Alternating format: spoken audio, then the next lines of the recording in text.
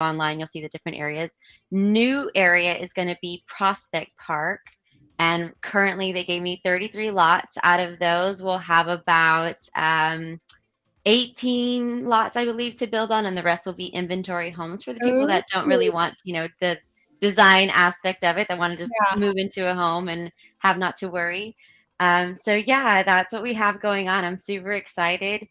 Right now, if your client is interested in an inventory home, we have a few lock rates at 4.99%. Oh, that's So good. that is a huge deal. Okay.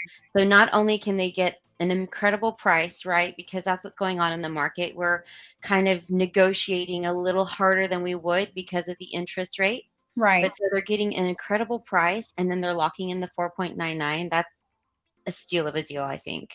Absolutely. Wow, that's good. And then is that for any, you said for new inventory homes, right? New inventory only. Lock the entire Yep. time. Wow. Okay, that's good. Um, let's see And then here. are they offering other incentives with the preferred lender or? So that would be with the preferred lender. And let me revert. Yeah, that would be tied to our preferred lender. Our preferred lender is Parkstone Mortgage, but you're getting incredible rates with them and, Mhm. the incentives as well. Also an easy close, no gaps between closings, no appraisal, no nut issues. When you use a preferred lender, it's always Oh, easy, nice. seamless process. So with that, you're saying that they can go under contract now, and it doesn't matter if it closes next year or the year after that, it can be locked in at the 4.99? Currently, yes. Okay. Okay. That's good to know. I'm writing that down. I know you mentioned on the 33 lots that Perry Homes is going to have in Prospect Park. 18 of them are going to be custom, right? Custom build. Mhm. Now, what about the other ones that you said inventory? I know with some inventory homes, some builders will allow a few tweaks to be made, or is it just going to be whatever we set on there? That's it. No changes. So because we're live and this is on record, I'm going to say yes. But truthfully, right, it's all within negotiation and it's Yeah. all supply issues. A lot of people Right. still don't see that we're still having supply issues. They think that the pandemic is over and things didn't affect, but it's still trickling in. Right. So I have the current clients I have under contract, I was able to still let them go to the design center. If it's Mhm. not available, they can't pick it. But if they are, they're able to change the selections. Also, the process, right? For example, I have some homes that are already in sheetrock and electric and plumbing, and all of that has gone in. Things are already been ordered, therefore we Mhm. can't go back. But if it's on the ground and still in, what we consider frame, which is just, the what is Right. it, the wood, the frame? Bare bones. I was like, how else can I describe it? Yes, and at that point, I think they can go. Yes. Awesome. Well, Can that's I really ask? useful. Quick question. I just want to throw out there. Are you seeing shortages on anything specific? Because I remember last year there was a big struggle with brick, especially. Is that continuing? Is there anything else that is might surprise our viewers? So brick is still an issue for sure. I think that Perry Homes has done a wonderful job navigating what is available and what is not, and staying ahead of it, and making sure that the clients only have the opportunity to select what is available, so they don't have to reselect on their home. Mhm. Another issue right now is still tile shortage. A lot of the tiles have been on back order or a longer wait, but I think everything's coming back to normal. And I think that even the build time process is getting better. I think we all saw when we were like contracted our client and we were waiting 16, 17, 18 months to give them the home because it was labor delay, brick delay, lumber shortage, back order. I mean, just all of it just came piling down at one time. We have a better control. People are back on the field. And so I think our turnaround time, I can confidently say anywhere between, and it's a real broad spectrum, Right. 10 to 12 months, which is better. I know it seems like such a long time, but it's way better than the 16, 18 we were before. And I hope that we'll go back to the 6, 8 month timeline. Yeah. We're just still kind of feeling the effects of, a global pandemic. Right. Exactly. There's so much uncertainty right now, and that's one of the main reasons we're doing, a live stream once a month so we can update everybody that lives in the neighborhood. You never know. There's a lot of folks that are, and I'm sure you have this, Priscilla, people that already live in Easton Park that want to build a new house, or people that are moving from out of state or other areas of Austin. So there's a good mix, and a lot of people with so much uncertainty and not knowing which way to go and move forward. We bring this information that way people can make a good decision based on the information presented to them. So yeah, I do see that a lot. I see a lot of people walk in the door and they're like, we live in the neighborhood. We just need a bigger home. Yes. So that's super awesome. And it speaks for the neighborhood itself. Exactly. Absolutely. Yeah. And they see the beautiful homes every time they drive in. So, so yeah, this is awesome. I'm so glad that you had the time and you last minute, made time for us to come to our stream. So Yes. thank you so much for that. I don't know if Gabby or Araceli had any other questions for you. Nope. I'm just excited to go check out that model. Yes, come by. I would love to show you around. When is a good day for us to come by and check out the model? Maybe we could do like a video or something. And that would be fun. Yes. Video and make it fun for everybody. So yeah. Let me know. Absolutely. Any day, or is a particular day better than? No, any day is fine. You just come on by. Cool. Yeah. Well, then we will get back with you on that to see, because I need to get with the girls here and see what day would work better for all of us to come by and check it out. Thank you. Yeah. We get to formally see each other in person. I know, right? Yeah. I see people virtually, and I'm like, no, I want to see you in person. Give you a hug. No. Yes, you're gonna be like, she's a lot shorter than I thought. That might be true for all of us, honestly. Yeah. I love it. Well, thank you again for making the time to be on here, Priscilla. Of course, guys. Thank you so much for having me. I appreciate it. Thank you. And all guys, right. again, bye. This is Priscilla with Perry Homes, and she is now going to bounce off. Thank you, Priscilla. Yes, thank you. Bye. Bye. Awesome. Well, she's so sweet. I love Priscilla already. Yes. Oh my gosh. So I know you guys have been waiting to get into this detailed information. We prepared reports for you, did some research, and we have a ton of information to go over. If you guys haven't already noticed, we do have our handle here right below our picture, but we'll go ahead and introduce ourselves. Gabby, do you want to go ahead first and introduce yourself? Yeah. I'm Gabby Leite. I live here in Kiki Park. We got ourselves a Perry a couple of years ago, or a year ago now. And we do love the home. There's always going to be ups and downs to it, but we've been very grateful for the builder continuing to come out and do, warranty request touch-ups and all of that fun stuff, because Perry does have a 2-year builder warranty, which is so much peace of mind for us. And then a little bit about me. My family is Brazilian, but I've been here in Texas since I was 7.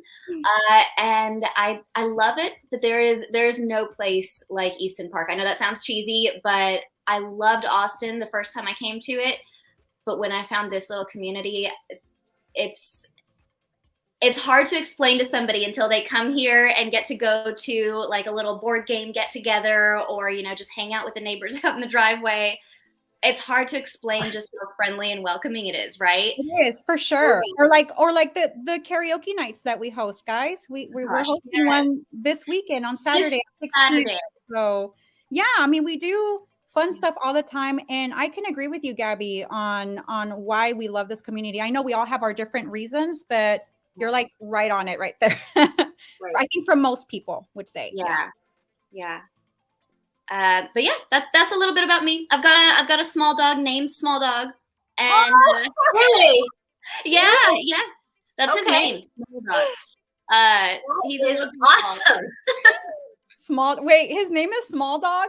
Yeah, SMOLDOG. It was supposed to be a joke, but it stuck, and I was like, well, he started responding to it. I can't change it now. That's his name. You can't change his name now. That is so cute, Gabby. I love it. He's a good one. You have to bring him on our next live next month. Like, sneak peek. You know what I mean? I'll see if he'll grace us with his presence. Right. Thank you, Gabby. And then Araceli, if you want to go ahead and introduce yourself. Hi, Araceli Frazier. Yes, have been in Easton Park for about 4 years. I have lived in 3 of the neighborhoods. Yeah. Yeah, the thing is, the neighborhood's fantastic when you just like, I'm just going to upgrade or buy, if you start renting, I'm going to buy Easton Park and things. And that's kind of what happened with me.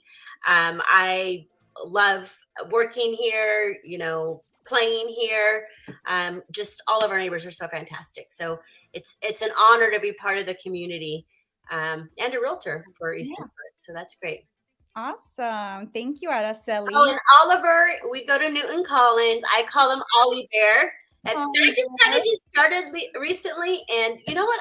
I can't even help myself these days. I'm like, Ollie Bear. Oh, and you know what? Right now, I think it'll be okay. I think maybe by the time he turns 10 or 11, he's gonna be like, Mom, that's not cool. Like, don't call me that. Don't touch me. Don't hug me. No. Well, yeah, and then because Colin and I, which is Liza's son, they're friends, and they're just so cute. They're making their own YouTube videos too these days. I know. Yeah. Those boys are adorable. Oh my god. They love hanging out and they play, and I'm like, I just let them run upstairs, and I'm like a very chill parent. But I'm like, yeah, go ahead and play. But you know, the cool thing is that this karaoke event that we have coming up on Saturday, it's family friendly. So you have kids, bring them. Like, I want all of us to have fun. The last one we hosted in November was adults only, 21 and up. It was like a 90s theme. So we do that was a blast. Yeah, we wanted everyone who came out. That was so much fun. I'm usually not a karaoke person, but after that one, I was like, you got out there and you sung. I was like surprised. I was like, wait, Gabby, what, the song you did? that classic with your voice. I know. So that was awesome. I know. I think all of us need to get a little bit out of our comfort zone and just have a good time and not care really if we sound good or not. That's not. It's not like a competition. So it's just out there to have a good time. Hot chocolate, and maybe spiked or not spiked hot chocolate, s'mores. And I know that Easton Park Foodies group is also going to join in with our event. So they'll be bringing their own treats, and anybody else that wants to bring their treats, y'all can, more the merrier. We can all bring our treats in there. But without delay, I'll introduce myself real quick. I'm Liza Brazo. I also live here in Easton Park, lived originally in Bryant Park. Then I moved downtown because I love downtown, right? I spend most of my time there, moved back to Easton Park, and then we sold and then moved now from Bryant Park. We now live in UPE. So I have the Temple plan. I'm not sure if you guys are familiar with the Brookville residential townhomes, but that's where I live at now, in case anybody is curious. No. But other than that, I've been in real estate for 10 years, primarily in the residential sector, very, very heavy and strong on the buyer's end, and started becoming more proficient with listings in the past, I want to say 5 years. So that became more like an even almost 40-50% mix of the big bulk of my business on sellers and buyers. I started out originally with working with just investors in the beginning of my career. I got really, really good at that. And then the market kind of just, it was weird when prices increased in Austin, and investors were finding that they weren't able to find their 20 to 30% under market values, right? It was difficult at the time, which hurt me and my business at the time. So I'm like, I need to shift my focus and try to survive in this field. So that's why now I primarily work with residential buyers and sellers. But enough about me. Let's jump into the subject at hand. I think if you guys have any questions, please feel free to comment, ask your questions away. I'm going to go ahead and go through this presentation.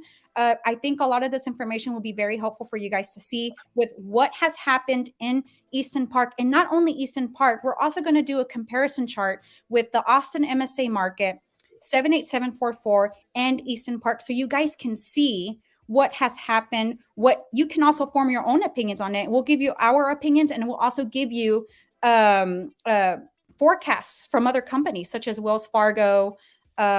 We have Fannie, Freddie, and other forecasts that I have compiled here in this presentation. But anyways, let me go ahead and add it on here to this stream so you guys can see. So here's where we're going to now go back to January for our 2022 market stats. This is January and February. So for the Austin MSA market, if you see here, we're going not by average price, but we're going by median sales price. So in January, our median sales price was at $476,000. This was 30% more. Now, this is a year over year, right? So this is 30% more than in January of 2021. Our inventory was really low. If you see here, it was at 0.4 months. That's basically what, like 2 weeks of inventory. And go ahead, Gabby, if you have something to say, just cut me off and get right into it, girl. I just wanted to throw out there, this was before the interest rate hikes, before we started seeing significant interest rate hikes. And I think that once we started seeing those in that March, April timeframe, that really impacted things. So this was kind of probably the most competitive that we've seen it be all year, was in that January, February timeframe. Yeah. And what's interesting, we'll see here, because as we know, when homes do go on the market, it takes time for them to close. So a lot of the statistics here, the peak seems to be have been in like April, May timeframe, but that makes sense, right? If homes are being listed in January, February, and they're not closing until March, April, May timeframe, that's because those are the homes that were listed earlier on in the market, right? So it's going to be very interesting to see, because I was looking at these numbers and I'm like, wow, it just went up, peaked, and then it started going down. But look at January, 476, right?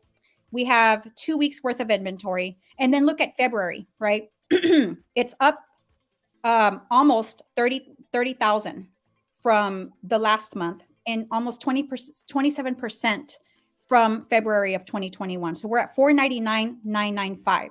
All right. We're still at 2 weeks of inventory for the month of February. Now let's move on to March. Look at March. March is at 521,100.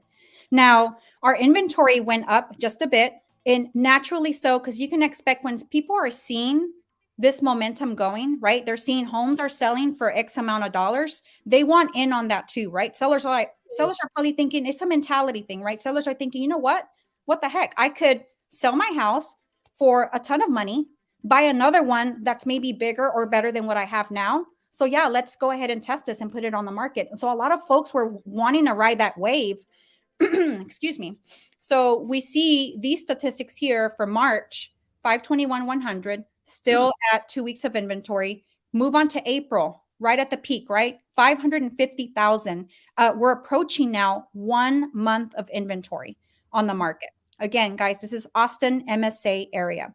And I'll say something on this too. I remember when it kind of started to shift was Easter weekend. Easter weekend, there's, everyone's at spring, let's list our house. Yes. There was something happened that we're out there shopping and there wasn't as many viewings. So that April, when was Easter? March, April? I think it was, I don't know. That's a good, question. April. So then we'll see that happen in 2 months after April, when you really start to see the decline. Right.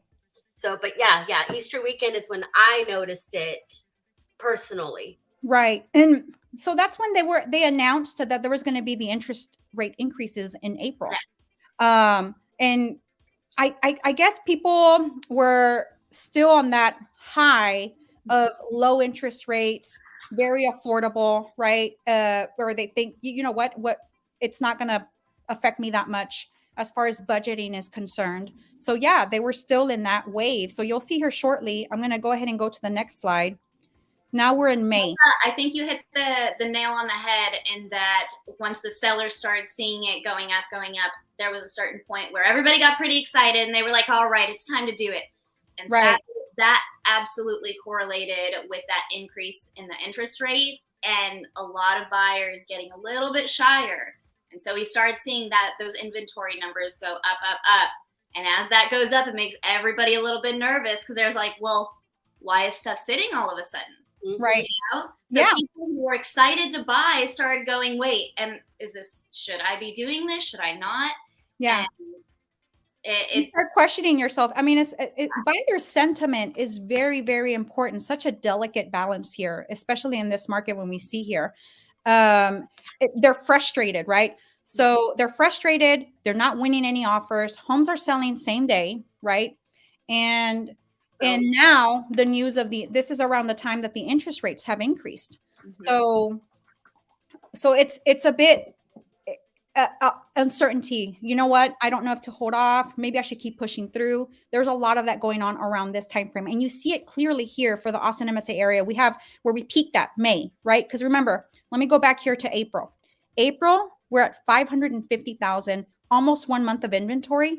Moving on to May, still at 550,000, and now it's 1.2 months of inventory, right? Yeah. So moving and on, it almost doubles in inventory to June. Yes.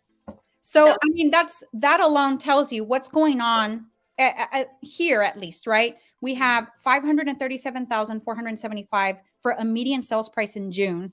And like you said, Gabby, almost doubles in inventory, right? People are still trying to ride that wave. They're like, you know what? It's still good. We're going to try to go with it, right? Now, let's move on to July.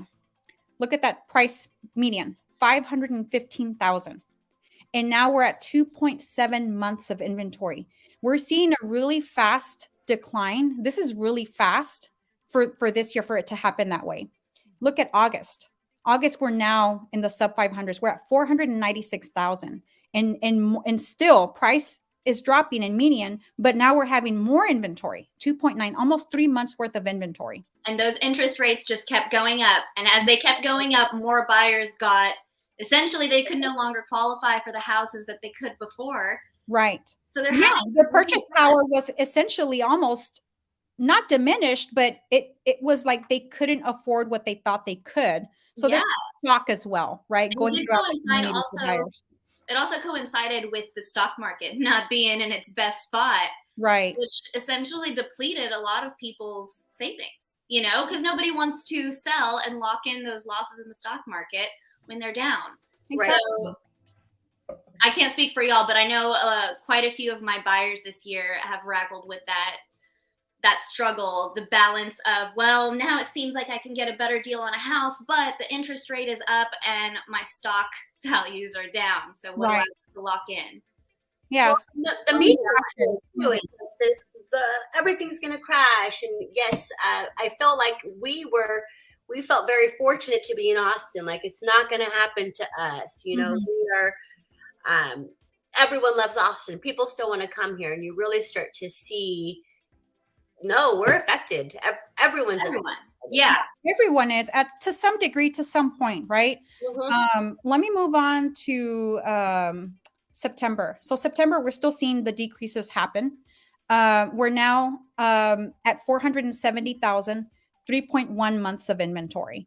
And then if you move on to October, now, if you remember, this is where a sharper decline happened in September because there was a higher increase in interest rates. What I'll do here in a minute, just hang tight with me, guys. But what I'll do here in a minute, let's see. I'm going to show you guys the mortgage interest rates that have happened in correlation also with these prices, the median sales price.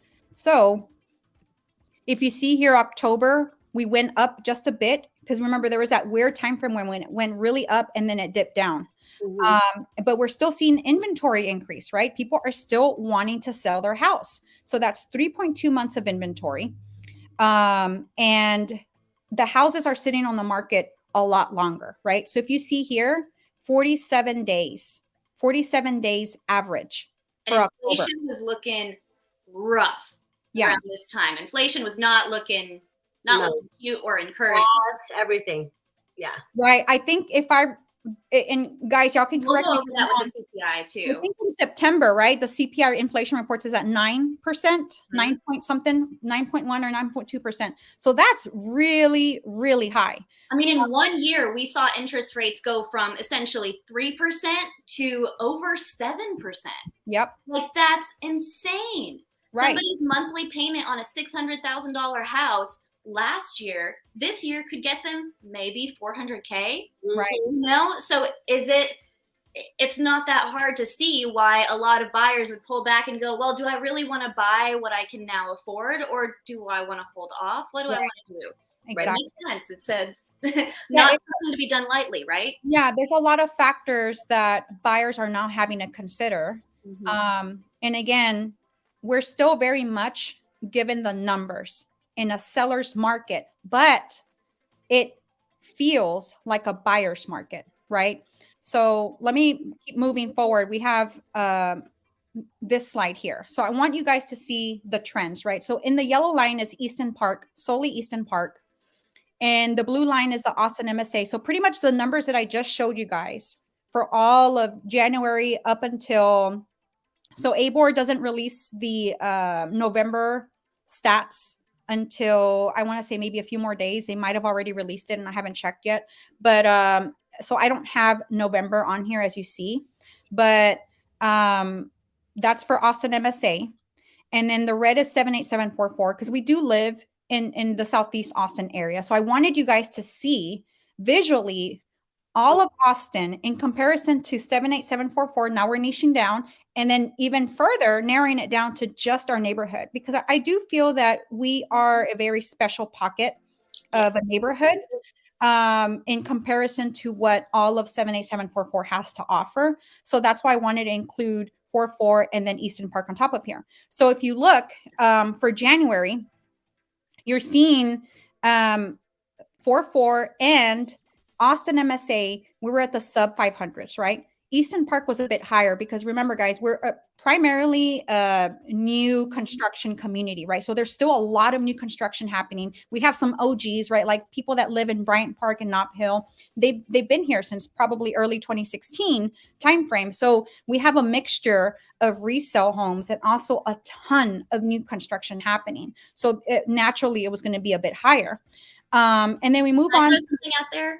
Yeah, go ahead. Throw it out there. One thing that I think is super interesting about Easton Park is where with most neighborhoods, we tend to see schools being the driving factor behind a lot of buyer activity increase. With Easton Park, we don't have that same correlation because it's mostly the culture that drives people here. So where in a lot of places you do see, much more significant increase during that springtime, you'll notice it doesn't impact us the same way because, well, people know what they're getting with the schools here. It's not like, whoa, it's going to blow your mind. It's good. It's great. But what's priceless is the culture. And so it also makes sense that as people start seeing, hey, as buyers, we have more negotiating power.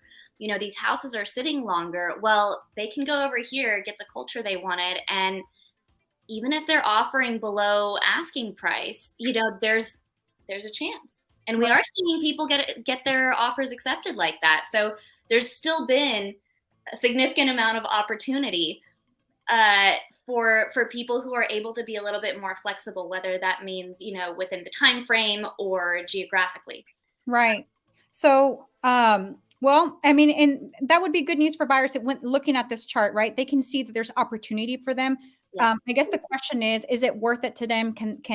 Is it within my budget, right? Because now that there's opportunity and you plug in your numbers, now does it work within, can you still afford your lifestyle? Is it within your budget?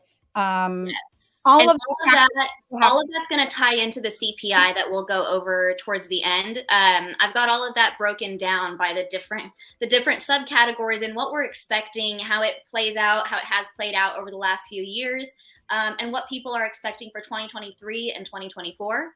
Absolutely. That's gonna make a big impact on how much people can see, how much of an opportunity people see within this time frame. And really, there's no one size fits all. So you have to kind of, we know we have to take the grand scheme of things and customize it to everybody's needs. Absolutely. So we'll get around to that. But sorry, didn't mean to derail us. No worries. So what I want the audience to see, where we peaked here around April, May timeframe. If you look at the bottom on the x-axis, you will see the April, May timeframe. And then on the y-axis, I have the 300 to 700,000 price point because that's what my information pulled, not for average price. I pulled median sold sell prices, right? So if you look in between April and May, that's around the time that we had peaked for that time frame for all of them cumulatively. So moving down now, Easton Park itself is a bit unique because you see it decline around August timeframe, and then it spikes right back up. Now we have to keep in mind that new construction sales, they go under contract at a certain price and it doesn't close until months down the road. So the information for Easton Park is a little bit off. But if we can also look at the trends for Austin MSA and 78744, we see that it peaked in between April-May timeframe, and then it went down. It tried to push up again around July, went back down around August, and then it pushed up again in September, and it complete decline from September to October. And here's the reason why. It's not the primary factor, but it is one of the biggest contributors to these sold prices. So if we look at the next slide here, you look at the current mortgage rates, right? It is. So if you look again on the x-axis around, let's look at January. Look at how low they were, how low the prices were. And then if you go into when it increased at its top peak, it's around October timeframe. So that correlates exactly with what we're seeing with what's happening in the real estate market. Again, it's not the only factor, but it is a top factor, which is the mortgage interest rates. We peaked right at, what is that, just above 7%, in the low 7 for interest rates. Around the end of November, we got right back down to around 6.5%. But that is more than likely, going to go up in the next year or so. And I'll let Gabby jump into this. Actually, Gabby, I think I might have added this in the slide. Okay. And again, guys, if you have any questions, you want opinions, you want to provide us some feedback, please feel free to do so. Don't be shy. I will keep moving on with this presentation. Again, this is very, very helpful information, especially if you're in the position and you're in the neighborhood, you're looking to buy or you're looking to sell. This is definitely information you want to take into consideration to help you decide which way to move forward, right? It's no longer what season is it best for me to sell. You want to take everything into consideration if you decide to sell, and also same with buying. A lot of people want to, on the buy side at least, they want more opportunity or they want more affordability. So take these numbers into consideration and also the projections. I'm going to leave that towards the end to discuss. Real quick though, on that note too, if you're a buyer on the fence thinking that these interest rates are going to go back to those rates that were so unrealistic to begin with, it was basically free money to make sure that our economy does not absolutely fall apart during the pandemic. That was historically low. Probably never going to see that again. So if you're thinking about buying, I would suggest don't anticipate them ever going back down to that. Around 5 would be ideal. Right. As we see here, right? Yeah. I mean, here's the thing, guys. Back in 2019, towards the end, fourth quarter, all these companies do projections or a forecast, right? And I remember at the end of 2019, the forecast was that we would be in a healthy 5% to 5.5% interest rates, mortgage interest rates, not Fed, mortgage interest rates for 2020. And then boom, pandemic hits, everything goes crazy, sideways, everything is halted. We paused pretty much. So we had, I guess what the Feds had to do. Can I interrupt for a second? Yeah, go ahead. We absolutely saw that halt, but I do remember distinctly, and I know within Realty Austin, we talked about it where we were like, wait a second. The market has been hot already in January, February 2020. The market was hot. We were already seeing multiple offers, right? And when they announced the interest rate locks, I remember us having this conversation of what is this going to look like? If it's already hot, what does that mean for the rest of this time frame during which things are going to be locked down? So I remember a lot of us thinking that, okay, well, this is obviously going to be a really big spike, but inevitably it's going to have to slow down. It's going to have to come back to real world numbers, Not right? Sustainable, never sustainable. It was, yeah. So I feel like we're now at that kind of painful, awkward point where and the CPI numbers show this, all the stuff the Fed was saying. Yeah. You know what, Gabby, hold on a second. Let me move into that for inflation. Here's the CPI chart for, I'll let you take it away, Gabby. Okay. So, so you'll notice one of those is the blue one is for all items. That includes food and energy, but food and energy are the most volatile ones, and those have increased more than the average. So that's why there's a little red one to show where that's at. I think a big interesting thing that I noticed was that they have, how can I put it? One of the big things was that inflation wasn't quite as bad as they expected it to be, right, in November. There was a little bit of a pleasant surprise. We actually saw that positively impact interest rates too. They went down a little bit. It was lovely. But now they did announce another 0.5% basis point increase. And unfortunately, they are still anticipating 2 more of those next year. They do not expect any cuts in 2023. So there's no reason to believe that would happen whatsoever. So it's just important for us to consider. And then we can't say for sure what 2024 will look like, but from what a lot of officials were saying, they revised their economic outlook for the next year, with a few of them projecting declines in the GDP, and most see the economy expanding by about 0.5% next year before accelerating in 2024. So there's good news and bad news in it, which is, yeah, we do essentially, or is it, there was another thing where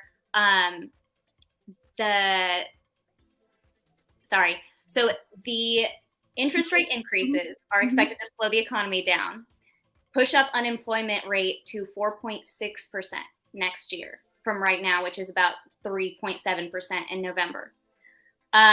It's not comforting by any means, but it is expected to get inflation in check. And historically, an increase that much in that span of time has coincided with a recession. So I think a lot of people are starting to see signs of recession, and that is inevitably going to make people a little bit more hesitant to buy. And therefore, that's going to put sellers in a tougher spot. So it's something we have to expect. We have to prepare our clients for. Obviously, some people are still going to have to sell. And in that case, it's more important than ever that you have a really solid, effective strategy for listing the home and for getting all eyes on it, and, you know, the maximum, opening yourself up to the maximum amount of opportunity, right? And so it's looking like, how can I put it? It's looking like next year might be a little tough. All right. There's going to be another hike in, I think it's, where is it? February 2nd. They're expecting a 50 basis point hike, and then a 25 hike at the meeting after that on March 22nd. So we can count on that, right? 2 more interest rate increases. And then they have said very clearly they do not expect any cuts during the rest of 2023. So the other thing that means is, if somebody is looking to buy, odds are it's better sooner than later. As funky as that might sound, there are still a lot of sellers. There are more options in Austin right now than there have been in decades, literally decades, as far as the options that you have as a buyer. You know, the inventory is wide, it's unique, it's interesting. There's all kinds of stuff. There's something for everyone. We're not going to lie. Those sales prices, they hit different. But we are starting to see things that a couple years ago, you couldn't get into Travis Heights for less than $800K. Mm-hmm. Now you can. Right. Like, there are a lot of different things where we're seeing the market is adjusting. So there is opportunity. And if people can bear the weight of it for, say, a year, 2 years, you know, you want to have your emergency savings. You don't want to deplete yourself. You don't want to put yourself into that mindset where you have to worry, you know, what people call being house poor. So it's really, really important that we weigh what is the best case scenario, medium case scenario, worst case scenario, and how are we going to be able to weather that? Because if somebody can't weather the worst case scenario and have peace, honestly, that you got to really think twice about it, right? So I know we're all having to have some tough conversations with our clients, because also based on this, sellers can't necessarily expect to get more next year than they can right now, right? Would y'all agree with that? Yeah. And we can't see the future, Yeah. but I wouldn't bet on it. Right. Here's the thing where we have to be careful. Now, just like you said, Gabby, we do not have a crystal ball. We do not know what's going to happen. We will go in a little bit when you're done, Gabby, with the CPI and Fed rates reports. We'll go into what other companies are saying for a forecast. And you guys will be surprised to hear that some of them are right around pretty similar. And there's about a few also that are very drastic in forecast. They're all over the place, right? Right, all over the place. Now we don't know. I do know that some of the reporters that when Chairman Powell went ahead and announced the Fed interest rate hike of by 0.5%. After he was done, some people have asked the concern with stagflation, right? Where inflation remains high during a recession. And he kind of skirted around that. He really didn't answer and avoided really answering the question. So we don't know if that's going to happen. We don't know if the prices are going to increase a little bit, but just remain on the market longer. Right now, like we saw, right? Data is everything. That's why we wanted to do this year in review for 2022. And as you guys are seeing, prices started around 476. Actually, let's go back to it real quick, because I think this is very interesting. Yeah. We have in January of 2022, 476, right? And then if we go back to October, we're at 474,990. So we're pretty much back to what we were in January. The thing is, with what Gabby was mentioning about these potential increases in the following year, I believe it was projected about 0.75% for the entirety of 2023, because their goal is to get inflation back down to 2%, and we're at 7.1% based on this past inflation report. That is a long way to go. You're talking about a big movement, right? Which a lot of people are thinking all of this will trigger a recession. Now, we don't know what's going to happen, but if we look at the data, prices are naturally declining. It went up a little bit from September to October. But if we see here in this other slide, this looks like it's kind of like it went sharp down and then right back up, right? So we don't know what's going to happen. But it is important to understand these factors, what's to come, what other people are saying. That way you can kind of form your own basis of what to do from here on out. Gabby, I'll go ahead and let you finish with the CPI.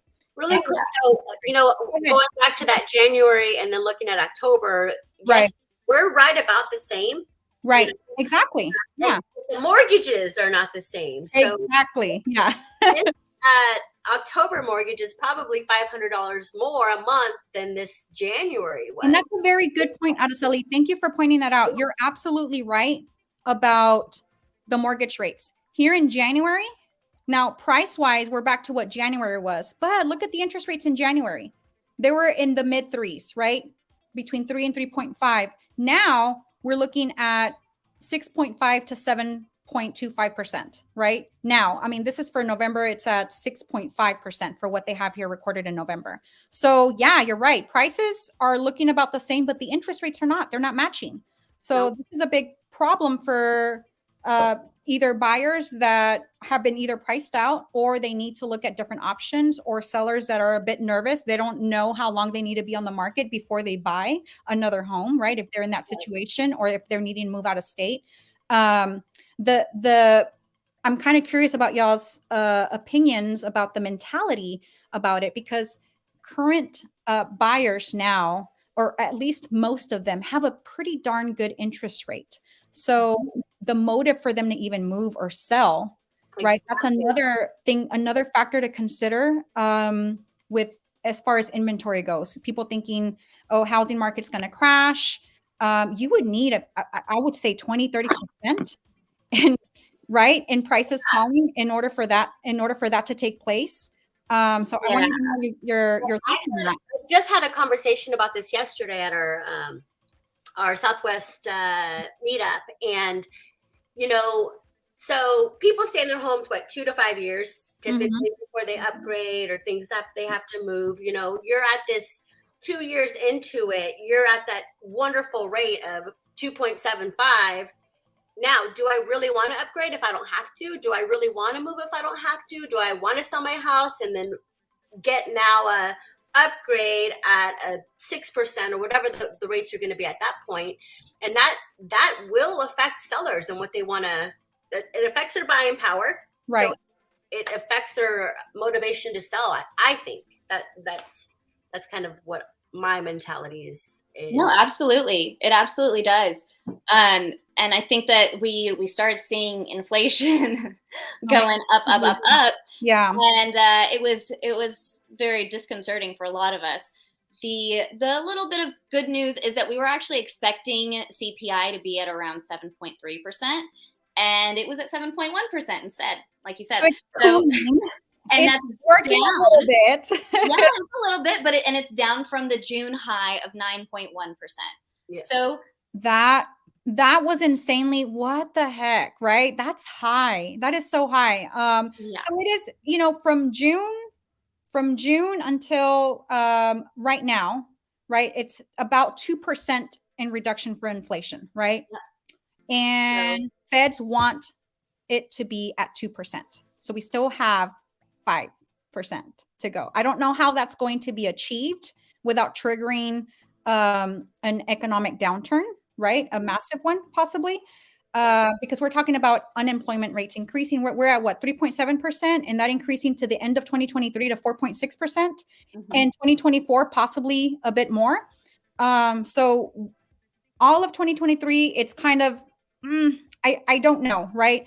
Let's move on to Araceli. Actually, before we move on to the forecast, let's talk about Easton Park in general, the recent sales. Now we're going to break down Easton Park just for the month of November and whatever has sold for this month so far. We're just about 2 weeks in. So Araceli, if you can go ahead, and my apologies, my dear, I did not add these on here. So guys, you guys are going to have to see our beautiful faces bigger on the screen while Araceli talks about what has sold in Easton Park. She did separate it from new construction into and then also the resale home. So go ahead and take it away, Araceli. So resale right now, first I'll say what's on the market for our resale. Currently we have 11 actives, with our medium home price being $558, with 96 days on the market. So this is all of Easton Park. So it is going to include the UPE, UPW, Skyline, everywhere in Easton Park. Right. Homes, condos, single family homes, all of that. Just resale right now. We currently have 3 pending Easton Park resale, medium 646, days on market 22. Okay, that's not bad. Yeah, and then what's closed in the last, as we said, November, December, is 3 resales, medium 525 with 22 days on market. So, which it's always kind of been hard to get into Easton Park. It's been a sought out community. There's not a lot of resales traditionally because we're still a very, very, very new community. With that being said, it was also long wait lines to be in Easton Park with the builders, and there's no inventory, and we'll put you on a list and hopefully we'll call your name. Well, currently right now, moving on to new construction, we have 51 inventory homes throughout our builders active. It's a lot. That's why they got to compete for those buyers. That's why they got incentives. That's why you see the incentives. I mean, it's all, you see a lot of inventory. They're trying to offload this inventory. And what are they going to do to get buyers to buy their particular inventory, right? They're going to offer incentive rates, right? The interest rate. But Priscilla had mentioned with Perry Homes. Good with that. I mean, something important to think about with that when you're selling a resale is knowing that you are now definitely competing with the new construction. Yes. This is not new construction that's going to take you 8 to 12 months this is, they're maybe already in framing, or, maybe it's only going to take 4 to 6 months. And so that is something that's very significant, especially if resale. We're seeing the homes on the market for 3 to 4 months now. Mm-hmm. So that's very important with pricing, is making sure that you understand that you are competing with new builds that are throwing money at some of the buyers. Right. And hand in hand with that, I want to throw out the kinds of programs that we have seen, some of the lenders, including the one that we brought over during the last round, right? With bank, right? or Encore that Bank. can give you a competitive edge as a resale. Mm-hmm. And that competitive edge can make a huge, huge difference. You need to be advertising that there are different incentives that you can offer to the buyers, because that is going to make a huge difference in what their monthly payment looks like. Absolutely. Absolutely. And when I talk to my sellers, I break it down. I'm like, okay, I want you to understand what this mortgage would look like for a buyer that is interested in your home. So I know you want to be here, but the pool is not here because they have to qualify for this amount of monthly mortgage. Mm-hmm. So I think it is important to talk to our sellers about those incentives and what we can do as sellers to kind of compete with that new construction incentive.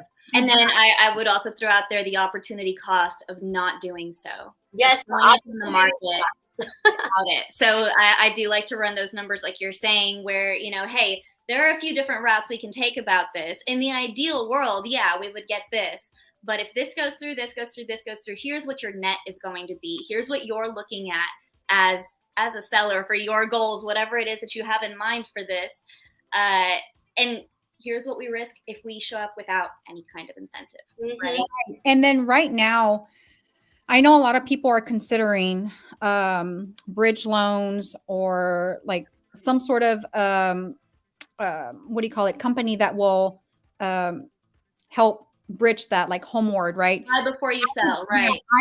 I would caution on that, right? Because when you don't know what's going to happen, what's to come, you need to be very careful about doing programs like that, right? Unless you have absolute certainty, or you already have a buyer lined up, right? Or you're already under contract. You have to like be aware of what could potentially happen. I keep reading, right, on these forums. As realtors, we're part of so many forums, and I keep reading about this. Oh my gosh, we are trying to do a bridge loan, or we had this company purchase a house for us cash, but we have the contingency to sell, and now the house isn't worth what it used to be, right? Timing is so important. It's crucial. It's a crucial component when it comes to either selling or buying a home, because we don't know what's going to happen.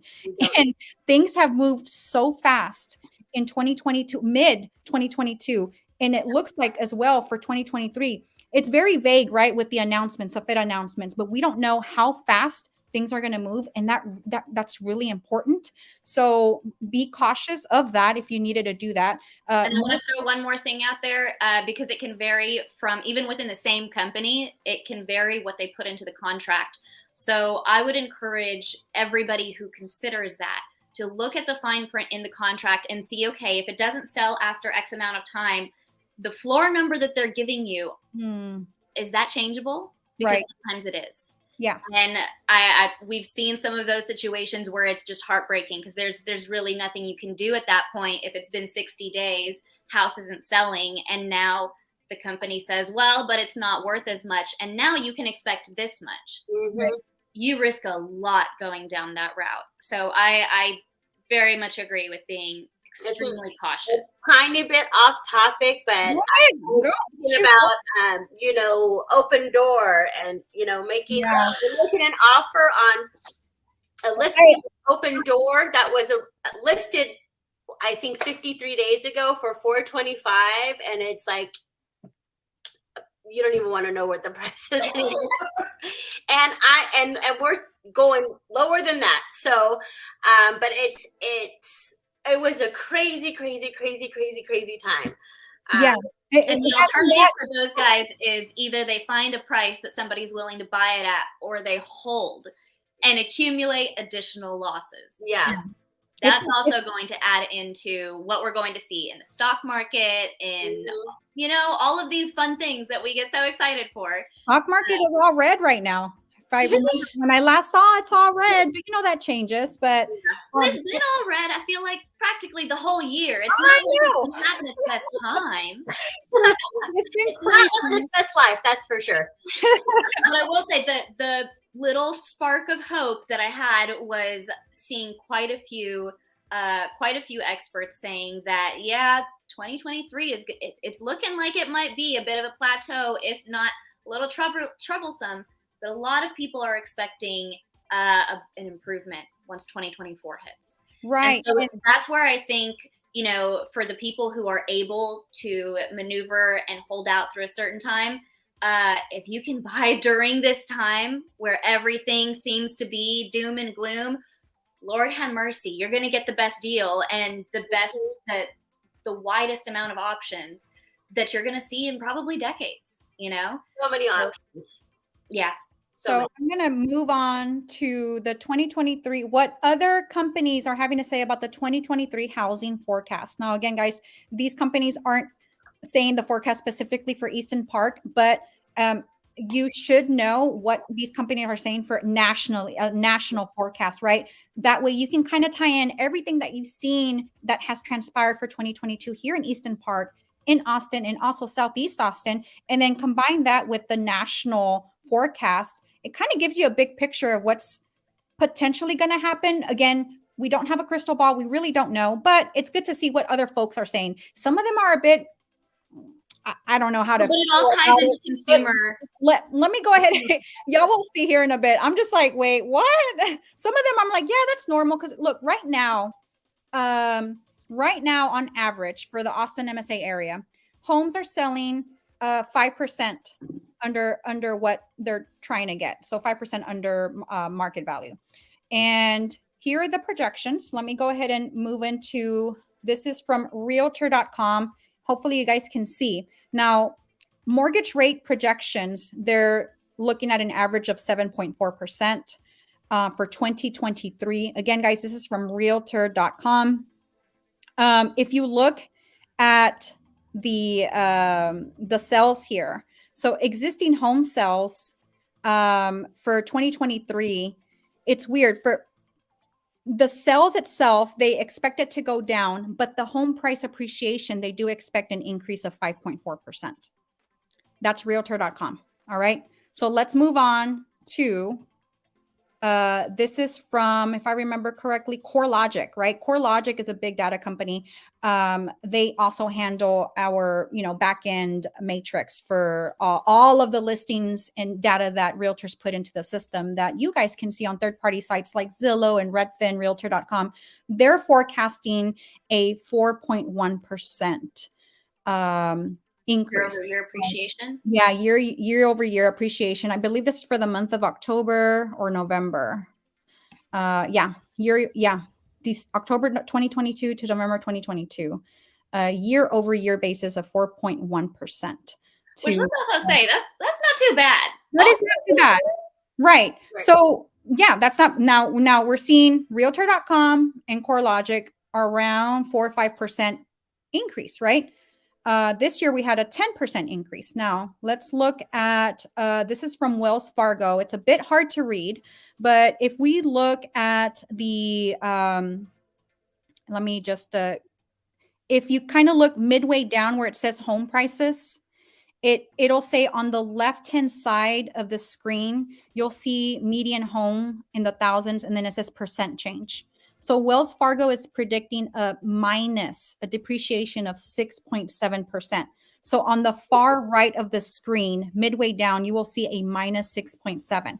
So Wells Fargo is seeing, or they're forecasting a depreciation of 6.7%, which is not too far off with what we are, where we are at now. That's Wells Fargo. Now, let's look into, this is from Yahoo News, and I think this is a bit crazy, but these are several companies. We have Morgan Stanley, Zonda Home, KPMG, Zelman and Associates, Pantheon Macroeconomics, and then we have the John Burns Real Estate Consulting. Morgan Stanley, they're predicting, I want to expect home prices to fall around 10%. So that's not too bad. The next company, Zonda Home, they're predicting about maybe 15%. So these are getting higher, right? KPMG is also around the same at 15%. Zelman and Associates, they expect it to fall anywhere between 4% and then another 5% in 2024. Now, where it gets crazy, Pantheon and John Burns Real Estate. I mean, I couldn't find any other companies that had the same predictions, but Pantheon Macroeconomics, they are expecting existing home sales to fall around 20%. Home prices, I'm sorry. John Burns also at 20%. That's already like, that's teetering market crash, Yeah. prediction. I mean, and we're talking nationally too, right? So it's not every city that has a ton of jobs announced coming to it. What's going to happen to all of the average places that their prices went up exponentially because the demand was through the roof? Right. It kind of makes sense, Yeah. I personally think, I mean, I know there's a few companies that predicted an appreciation. I do think, here's the thing. I don't know how everything will play out, but it seems like the Fed's first pivot will be the increase, right? And then we're going to go possibly into a long pause. They're going to sustain those increases for as long as possible to combat inflation. That second pivot, that second Fed pivot, I believe will last probably all year. I think, I don't know again, right? I really do not know what's going to happen, but something tells me that they're probably going to do, again, I know, Gabby, you said the projections are 0.25 basis points in February and then maybe another one in March. For sure. We don't know that, but if they do a bigger increase, right? A shock, right, in February or March, and then have that long pause, second pivot to last until the end of 2023, maybe into 2024. The third pivot will be when they'll do cuts, right? That's the idea. The thing is, we don't know the timing, right? We don't know the timing. We don't know if the pause is going to be 1 year, 2 years. We do not know, right? Because we still have 7% inflation and they want to come down to 2%. Right. According to their announcement, or Chairman Powell, there is no plan of changing that. He's going to keep it at 2%, and that's their goal. Once you see that they're approaching 2% levels is when they'll start easing, right? So yeah, I don't know, right? I mean, you guys far from that goal, but, right? So I do think we're in for some rocky times next year. I don't think it's going to be a breeze by any means, but it's like you said, we don't know how bad it's going to get until we're there. I do think also that along with the interest rate increases, a lot of it is going to be dictated by how much these companies actually decide to do layoffs. Right. How many people end up in that tough spot. And that's something that there's really no way to know. There's only a way to be anxious about it. And that's also going to impact whether or not houses are appreciating. So there's a lot of unknowns, despite, us feeling like, okay, well, we know what they're aiming at.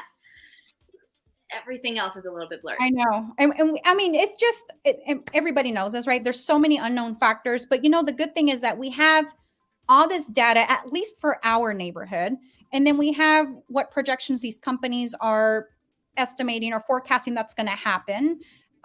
So people can really, try to plan around that depending on where they're at in their life. Some people just really want to know what's going on in the neighborhood. And that's primarily what we're doing here. So you know what's going on in this neighborhood. Again, this is a very niche YouTube channel focusing specifically in just Easton Park. And we do bring in other relative outside sources, right? Such as like Austin or national projections or data. Context, right? It's important to have that context. Exactly. So can I throw out one more thing that I've seen a couple times recently? I think it's really interesting that right now it's so natural that the sellers are going to balk and say, well, no, for that, we're not going to do it. And then potentially pull off the market. So I've seen a few situations where they got an offer and the seller said, you know what, if that's the best we can get, we're out. Right. And You know, you say, okay, nice working with you. Thank you for the opportunity. We all move on. If something changes, let us know. And I have seen a few deals go through like that where the sellers reached back out and said, hey, no, we really are thinking about selling, and now we would take that number. Are you still willing to go with that number? Right. So the reason I mention that is because it's so important to know what is overpaying for an individual, because it's not about the seller and it's not just about the economy. It's what is it that makes sense for you. Right. You got to set that ahead of time. You got to know your limits, right? I agree with you 100%, Gabby, on that. And I think Araceli would agree with you on that as well. I think at the end of the day, it's all a very personal decision on where you're at in your life, what you need to do to make it happen. And I'm sure, given the circumstances or everything that's going on, there's still a way to make things happen, right? Whether you need to buy or sell, or if you just need to stay, or if it makes sense. Some people were just selling because they're like, oh, let me take advantage of this.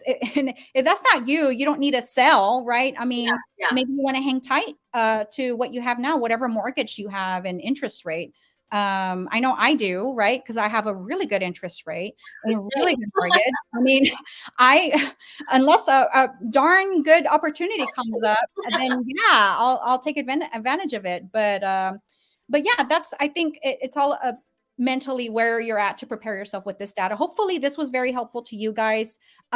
We do plan on doing these monthly live streams solely for Easton Park. So again, guys, don't be shy. If you have any questions, you have any thoughts, any concerns, or you want to reach us privately, private messaging us, then you can do so as well. We have our social media handles on here, or just text us, right? We have our numbers publicly available just because we're realtors. So we already have that out there. So if you guys remember, we're your neighbors, right?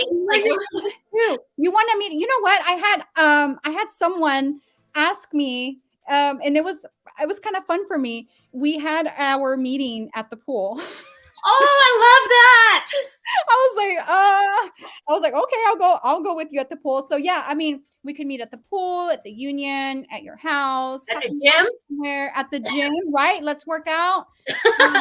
So we're pretty cool. We're a pretty cool vibe. We're all with Realty Austin. I know we bring different personalities to the table, and that hopefully can help you guys pick one of us to help you out. Other than that, if you guys don't have any questions, I do want to remind y'all that we do have our Saturday not so silent karaoke happening at 6 p.m. at the Union. It will be outside. So guys, I'm seriously, last time we did this karaoke, I did not dress accordingly. My fingers were so cold I could not type into the laptop for everybody's request. Not to scare you. I'm going to be prepared this Saturday. I will be bundled up with my gloves, so I can take all the requests that you guys want to go ahead and sign up for on singing or doing some karaoke. So bundle up, dress accordingly. It will be outside. I have no idea if the fire pit's going to work, but we will do our best to keep everybody warm. We still have to coordinate what we're going to bring, but for sure there's going to be s'mores. And we have the Easton Park Foodies group also coming to bring in their own treats. I don't know exactly what all they're going to bring, but there's going to be treats. And it is a family-friendly event. So all seniors welcome, kids. I want to throw something out there, because we got a question last time if people could bring their own food or if they could have something delivered over there. Y'all, you can bring whatever makes your heart happy. You don't have to share, but you can share if you want to. Somebody had stuff delivered while we were out there because they got hungry. That's totally fine. This isn't the kind of thing where we're going to be putting a bunch of restrictions on y'all. Well, yeah, we're pretty chill. We're chill, easy peasy. We're just trying to have a good time with our neighbors. And also so you guys can get to know us in person. I would love to meet more of my neighbors. Like I told Priscilla earlier before we went live, I'm an introvert. So I can make things a bit awkward if I don't have like a particular subject to talk about.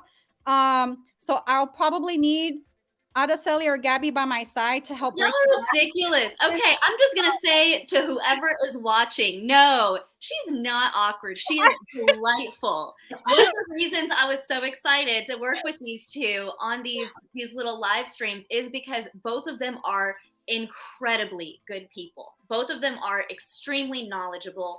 and they're professional and they're friendly. They genuinely care about y'all. So that's the kind of people I want in my corner, which is why we're all working together. Right. Yeah.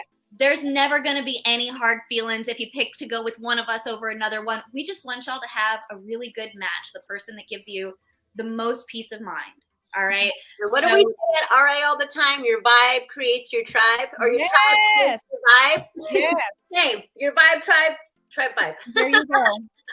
Go with the flow. But other than that, man, I think we had, I don't know, I think we had a pretty good live stream packed with tons of information and visual for all my visual people out there. So y'all can see what's happening, hear that data, process everything that has happened and potentially will happen. But we are going to end it. Thank you again for coming. Again, we are the Easton Park Neighborhood Specialists, your realtors that live here in Easton Park. We're all with Realty One Austin. last thing. Sorry. Sorry. This Saturday. Other than that, we're gonna bounce. Bye, guys. Gabby had one Wait, more wait, thing. wait, wait. Oh, wait a